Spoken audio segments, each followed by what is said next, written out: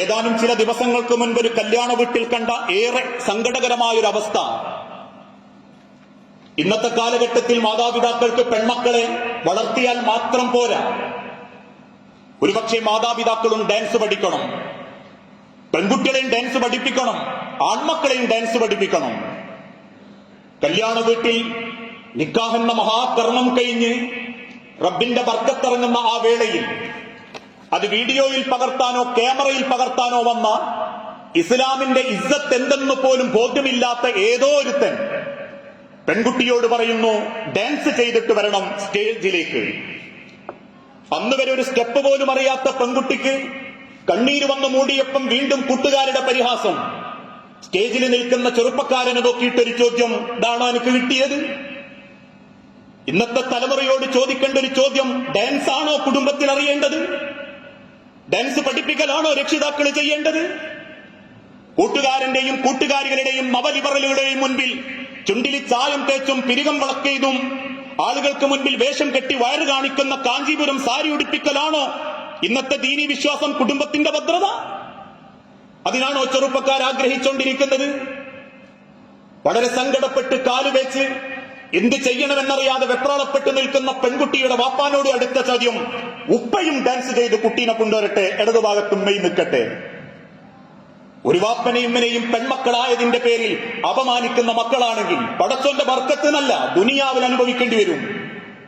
ഇതേപോലെ തന്നെയാ പല പെൺകുട്ടികളും.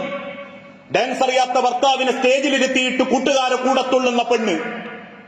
ഒരു സ്റ്റെപ്പ് പോലും അറിയാത്തവൻ ആളുകൾക്ക് മുൻപിൽ പരിഹാസനായി പെണ്ണിന്റെ തുള്ളൽ കണ്ടു നിൽക്കുക. കൂടത്തുള്ളാൻ കോളേജിൽ പഠിച്ച ആ യാക്കോവിന്റെ കാലഘട്ടത്തിലെ ചെറുപ്പക്കാര് കൈപിടിച്ചും കോർത്തണക്കിയും തന്റെ പ്രതിശുദ്ധ വരന്റെ മുൻപിൽ വേഷം കെട്ടിത്തുള്ളുമ്പോ അതിനനുവാദം കൊടുക്കുന്ന വാപ്പാരുണ്ട്. കൂടത്തുള്ളുന്ന ഒരു ചിന്തയുമില്ലാത്ത രക്ഷിതാക്കളും ഉണ്ട്.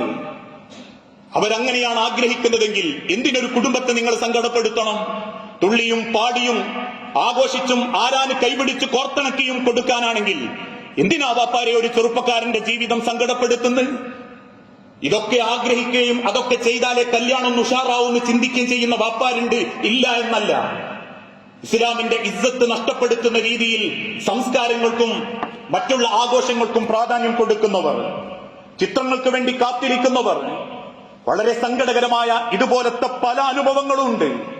പല കോലത്തിലും കല്യാണപ്പുരയിൽ പ്രാങ്ക് ചെയ്യാൻ നിന്നൊടുക്കുന്നവര്, ചെയ്യിപ്പിക്കുന്നവര്, പെൺമക്കളെ കെട്ടിച്ചുവിടുന്നതിന്റെ ഇടയ്ക്ക് ഒരുപാട് സങ്കടങ്ങൾ അനുഭവിക്കേണ്ടി വരുന്ന വാപ്പാര്, മോഡലും ഫാഷനും അനുസരിച്ച് ചിന്തകൾ മാറുമ്പോ അതിനനുസരിച്ചിട്ടൊരു വാപ്പ കരയേണ്ടി വന്നിട്ടുണ്ടെങ്കിൽ നിങ്ങൾ എന്തു വാങ്ങാതെ കെട്ടിയാലും, നിങ്ങൾ 1000 പേർക്ക് ഭക്ഷണം കൊടുത്താലും, ആണാവട്ടെ പെണ്ണാവട്ടെ, തിന്നുപോയോരുടെ വയറ് വിശന്നപ്പോ ആ വിശപ്പ് മാറിയെന്നല്ലാതെ അള്ളാന്റെ അടുത്തൊരു കൂലിയും കിട്ടുമെന്ന് പ്രതീക്ഷിക്കണ്ട.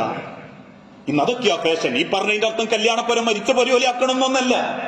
ആഘോഷിക്കാം പരിധിക്കുള്ളിൽ നിന്നുകൊണ്ട്. ഏതോ ഒരുത്തന്റെ ക്യാമറയുടെ വലുപ്പത്തിനനുസരിച്ച് അവന്റെ ഫോട്ടോഗ്രാഫിയുടെ കുശാഗ്രത പ്രകടിപ്പിക്കാൻ വേണ്ടി അവൻ കാണിച്ചു തരുന്ന ചില കോപ്രായങ്ങൾക്ക് വേണ്ടി റോട്ടുമ്മലും നാട്ടിലും ബീച്ചിലും ചെന്ന് സ്വന്തം മക്കളെയും സ്വന്തത്തെയും ചിട്ടപ്പെടുത്തുന്ന ഈ പ്രവണത ഏറെ അപകടകരമാണ്. നാളെ ബെഡ്റൂമിന്റെ രഹസ്യങ്ങൾ കാണേണ്ട ഒരു ചിന്തയിലേക്ക് എത്തിയില്ലേ? 9 മാസം ഗർഭിണിയായ പെണ്ണിന്റെ വയറ് കാണിച്ച് അവളുടെ ഗർഭത്തിന്റെ ഡേറ്റ് ജനങ്ങളെ അറിയിച്ചില്ലേ? സേവിന്റെ ഡേറ്റിന്റെ പേരും പറഞ്ഞ് കല്യാണത്തലേന്നും പിറ്റേന്നുമായി അയിഞ്ഞാട്ടങ്ങൾ കണ്ട് ഉടുത്തതും ഉടുക്കാത്തതും കാണേണ്ടി വന്നിട്ടില്ലേ? ഓരോരുത്തരും അവനവന്റെ ഷോക്കനുസരിച്ച് കാണിച്ചു വെക്കുന്നത് കണ്ടുവളരുന്ന നാളത്തെ തലമുറക്കും ജനിപ്പിച്ച മാതാപിതാക്കൾക്കും കണ്ണുപൊത്തി കണ്ടു നിൽക്കേണ്ട ഒരു ഗതികേട് വന്നിട്ടുണ്ടെങ്കിൽ അത് നാട്ടുകാർക്കാണെങ്കിൽ പോലും അതൊന്നും പടച്ചോന്റെ ബർക്കത്ത് കിട്ടാനുള്ള കാരണങ്ങളല്ല, അള്ളാന്റെ ശാപം കിട്ടാനുള്ള കാരണങ്ങളാണ് ഓരോ കുടുംബക്കാരും കല്യാണം സംഘടിപ്പിക്കുന്നവരും ചിന്തിക്കണം. ഇങ്ങനെ പല പേക്കൂത്തുകളും